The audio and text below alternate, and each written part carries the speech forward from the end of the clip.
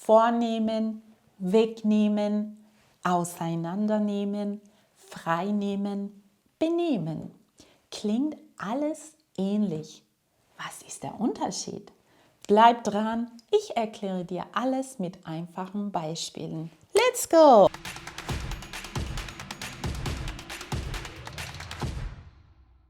Hi, ich bin Sarah, willkommen bei 7 Minuten Deutsch. Heute geht es weiter mit den restlichen Präfixen von nehmen, also Teil 4. Wenn du die ersten 3 Teile verpasst hast, kein Problem. Die Links findest du unten in der Beschreibung. Also, lass uns direkt mit dem ersten Präfix starten. Vor im Verb vornehmen. Vornehmen ist ein trennbares Verb und wird im Alltag, aber auch in der gehobenen Sprache sehr häufig benutzt. Es hat mehrere Bedeutungen. Eine der wichtigsten ist, sich etwas vornehmen. Das ist ein reflexives Verb und es bedeutet, einen Plan oder ein Ziel haben. Also einen Vorsatz haben. Du entscheidest dich bewusst, etwas zu tun. Typische Situationen sind zum Beispiel Neujahrsvorsätze oder persönlichen Zielen oder wenn man sich verbessern möchte. Also Selbstentwicklung. Beispiele dazu. Ich nehme mir vor, jeden Tag Deutsch zu lernen. Also die Person setzt sich ein klares persönliches Ziel. Für dieses Jahr habe ich mir vorgenommen, mehr Sport zu machen. Ein typischer Neujahrsvorsatz. Ne? Oder ich habe mir fest vorgenommen, weniger Zucker zu essen. Die zweite Bedeutung ist etwas planen, unternehmen. Oft geht es um Aktivitäten oder Pläne. Zum Beispiel sehr häufige Frage im Alltag, was hast du vor? Was hast du vor? Oder wir haben am Wochenende nichts Besonderes vor. Das heißt, es gibt keinen konkreten Plan oder ich habe heute viel vor. Ich muss arbeiten und einkaufen. Also der Tag ist voll geplant. Und sich jemanden vornehmen. Das bedeutet, streng mit jemandem sprechen oder jemanden kritisieren. Du sprichst ernst oder streng mit jemandem, oft wegen eines Problems. Das klingt oft streng oder negativ. Zum Beispiel, der Chef hat sich den Mitarbeiter vorgenommen. Also der Chef hat ihn kritisiert oder ein ernstes Gespräch geführt. Die Lehrerin nimmt sich die Schüler vor, die nicht gelernt haben. Das heißt, sie spricht streng mit ihnen. Noch ein Beispiel. Ich muss mir ihn morgen vornehmen. Ich muss mit ihm ein ernstes Gespräch führen. Schauen wir uns jetzt das Verb wegnehmen an. Dieses Verb hörst du sehr oft im Alltag. Wegnehmen bedeutet etwas von einem Ort entfernen oder etwas wegräumen. Das heißt, ein Objekt ist irgendwo und du nimmst es von dort weg. Ganz einfach gesagt, du bringst etwas von einem Platz zu einem anderen Ort. Schauen wir uns ein Beispiel an. Sie hat das Buch aus dem Regal weggenommen.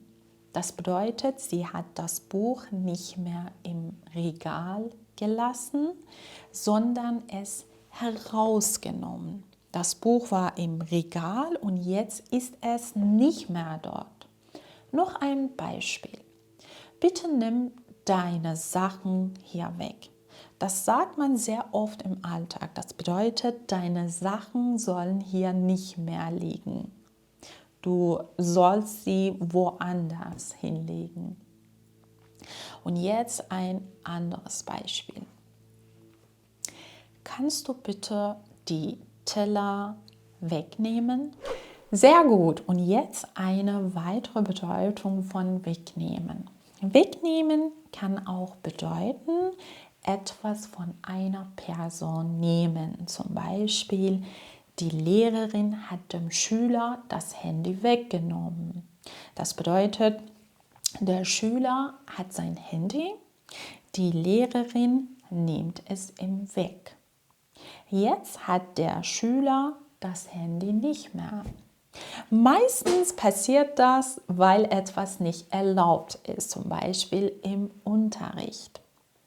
Oder die Eltern haben dem Kind das Spielzeug weggenommen. Also das Kind durfte nicht mehr damit spielen. Die Eltern haben es ihm weggenommen. Und noch ein Beispiel. Der neue Job nimmt mir viel Freizeit weg. Das heißt, ich habe weniger Freizeit, weil der Job viel Zeit braucht. Der Job kostet mich viel Zeit. Und jetzt kommen wir zu einer sehr praktischen und häufigen Wendung im Alltag. Was bedeutet sich freinehmen? Sich freinehmen bedeutet nicht arbeiten oder sich bewusst Zeit freimachen. Das wirst du besonders oft im Job, in der Schule oder im Alltag hören. Das heißt, du entscheidest, dass du heute oder zu einer bestimmten Zeit nicht arbeitest. Zum Beispiel wegen Urlaub oder einem Arzttermin. Man benutzt dieses Verb immer mit sich. Ich nehme mir frei, du nimmst dir frei und so weiter. Beispiel Nummer 1. Ich nehme mir morgen frei. Das bedeutet, ich arbeite morgen nicht. Ich bleibe zu Hause oder mache etwas anderes. Vielleicht habe ich etwas zu erledigen. Beispiel Nummer 2. Hier fragst du eine andere Person. Kannst du nächste Woche nicht arbeiten? Vielleicht willst du jemanden treffen oder zusammen etwas planen. Und letztes Beispiel. Ich nehme mir 2 Stunden frei. Ich habe einen Arzttermin. Du arbeitest für 2 Stunden nicht, weil du etwas Wichtiges hast. Also hier Arzttermin. Eine weitere Bedeutung von sich freinehmen. Sich freinehmen kann auch bedeuten, sich Zeit nehmen oder sich bewusst entspannen. Das heißt, du nimmst dir bewusst Zeit für dich selbst oder für wichtige Dinge in deinem Leben. Zum Beispiel für Erholung, für Familie oder einfach um runterzukommen. Hier steht nicht die Arbeit im Fokus, sondern dein Wohlbefinden und deine Zeit. Zum Beispiel, nimm dir mal einen Tag frei und entspann dich. Das ist ein Tipp oder eine Empfehlung. Du sollst dir bewusst Zeit nehmen, um dich zu erholen. So, das nächste Präfix ist be im Verb benehmen. Dieses Verb ist im Alltag sehr wichtig, besonders wenn es um Verhalten und Höflichkeit geht. Sich benehmen bedeutet ganz einfach sich Verhalten, also wie du dich in einer Situation gegenüber anderen Menschen verhältst. Zum Beispiel höflich, unhöflich, ruhig oder laut, respektvoll. Erstes Beispiel. Benimm dich bitte. Oder wenn ein Verhalten nicht erwachsen oder nicht angemessen ist, du kannst sagen, warum benimmst du dich so kindisch? Und das letzte Beispiel, die Kinder haben sich gut benommen. Das heißt, die Kinder waren höflich und haben sich richtig verhalten. Und jetzt kommen wir zu unserem nächsten Verb, auseinandernehmen. Dieses Verb ist etwas länger, aber keine Sorge, wir schauen es uns ganz einfach und Schritt für Schritt an. Auseinandernehmen ist ein trennbares Verb. Die erste wichtige Bedeutung ist, etwas in Einzelteile zerlegen. Das heißt, du nimmst etwas auseinander, um zu sehen, wie es funktioniert oder um es zu reparieren. Zum Beispiel, der Mechaniker nimmt den Motor auseinander. Der Mechaniker öffnet den Motor und zerlegt ihn in Teile, um ihn zu überprüfen oder zu reparieren. Oder das Kind hat das Spielzeug auseinandergenommen. Das Kind hat das Spielzeug kaputt gemacht oder geöffnet, um zu sehen, was drin ist.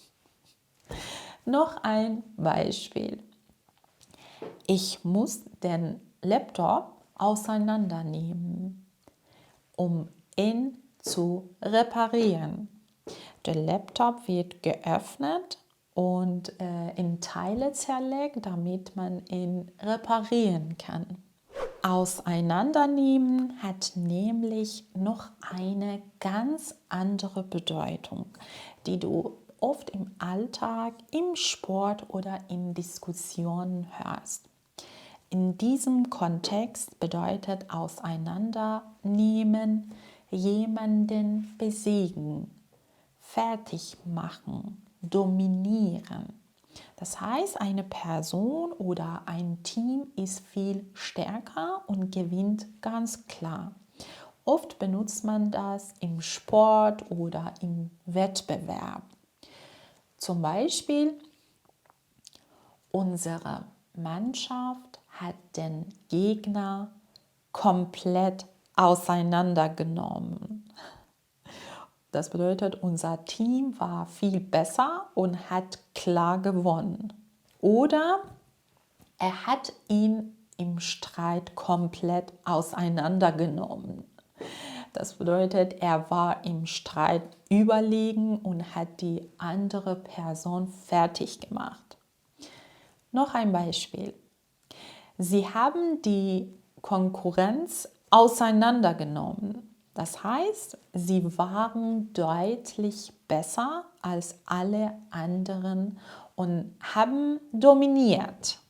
In diesem Kontext bedeutet auseinandernehmen etwas sehr genau analysieren oder stark kritisieren. Das heißt, du schaust dir etwas ganz genau an und findest Fehler oder Probleme. Zum Beispiel, der Chef hat meine Präsentation auseinandergenommen. Also der Chef hat viele Fehler gesehen und hat die Präsentation stark kritisiert. Zweites Beispiel. Wir müssen das Problem vollständig auseinandernehmen, um eine Lösung zu finden. Das heißt, wir analysieren das Problem ganz genau, Schritt für Schritt, damit wir eine Lösung finden. Beispiel Nummer 3. Wir nehmen die Grammatikregeln gemeinsam auseinander. Also wir schauen uns die Regeln genau an und erklären sie Schritt für Schritt. So, das war Teil 4 unserer Reihe zu Nehmen. Wir haben insgesamt 13 wichtige Präfixe in 4 Teilen angeschaut. Ich empfehle dir auch, die anderen Videos zu sehen. Die Links findest du unten in der Beschreibung. Wenn dir das Video gefallen hat, vergiss nicht, den Kanal zu abonnieren, dem Video ein Like zu geben und die Glocke zu aktivieren, damit du keine weiteren Videos verpasst. Wir sehen uns im nächsten Video. Tschüss, macht's gut!